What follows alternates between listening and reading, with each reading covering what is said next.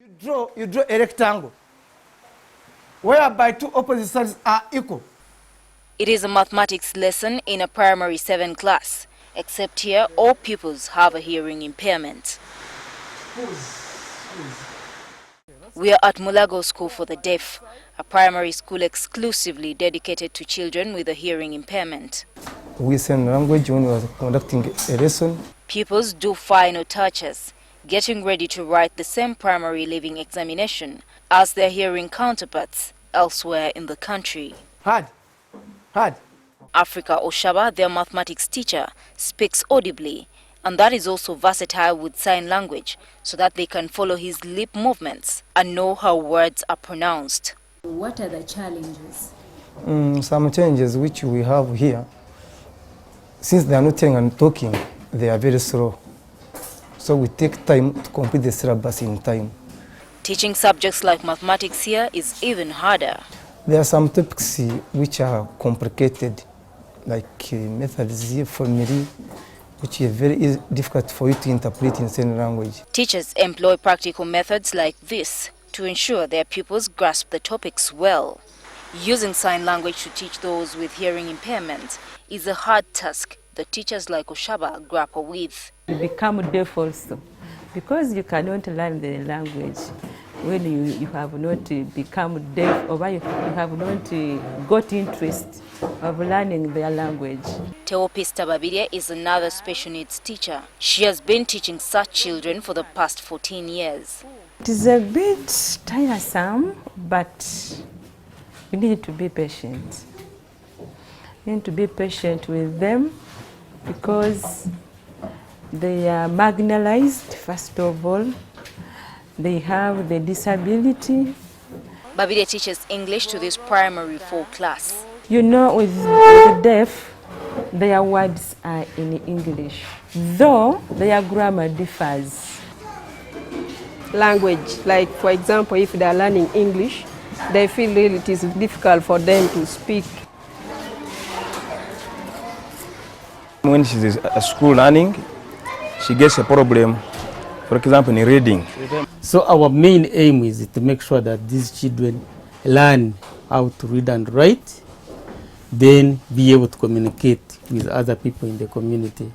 This year's International Week for the Deaf is celebrated under the theme, "With Sign Language, Our Children Can," calling on sign language to be made available to the deaf people as a birthright. Now all governments are obligated to make sure that they facilitate the teaching of this language and promote this linguistic identity of people with a speech and hearing impairment.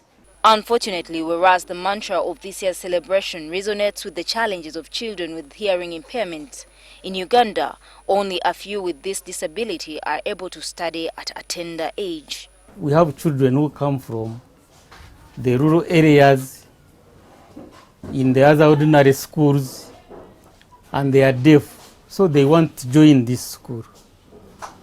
A child wants to join P5, wants to join P6, P7, but he doesn't know sign language. So we find it difficult to first teach that child sign language in order to understand what we teach in the school. Poteis Kanyankole, the headmaster of Mulago School for the Deaf, intimates to me how tasking it is to teach these children. And when the children don't know sign language, they will not study well. They find it difficult to get the teachers that can teach in this school, those who know sign language. They forget so quickly. You can teach a lesson today now, you can see you are making a story, a conversation. She has already left the page. Cases of parents abandoning children with disabilities are quite commonplace. Really hard to raise that kid because you don't know what they like, you don't know what they are saying. There are also a few specialized schools which teach these underprivileged children. Parents here also get a chance every Friday to learn sign language to be able to communicate with their children back home. Now I can understand. There's good communication between me and the kid. We can talk, we can play, we can sing. While teachers of special needs like Oshaba and Babide dedicate their love, patience and time to helping these children get an education, they feel that they have not been rewarded for their effort. I would like to appeal to the government especially.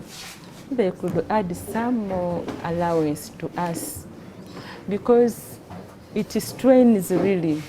Currently, special needs teachers are paid the same salary like their colleagues who teach those without disabilities. It's important for them to be paid very, very well, if anything, higher than any other teacher. At this school, about 184 pupils from across the country converge here to receive an education. In fact, the government has not done a lot, and the government does not consider boarding schools like this one. So we get little UPE for these children, like 600 per term, not knowing that these children have got to eat, they have got to have electricity, water, and all the facilities.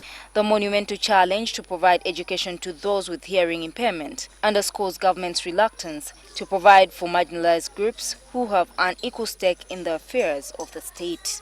Gertrude Tumusime with Kware, NTV.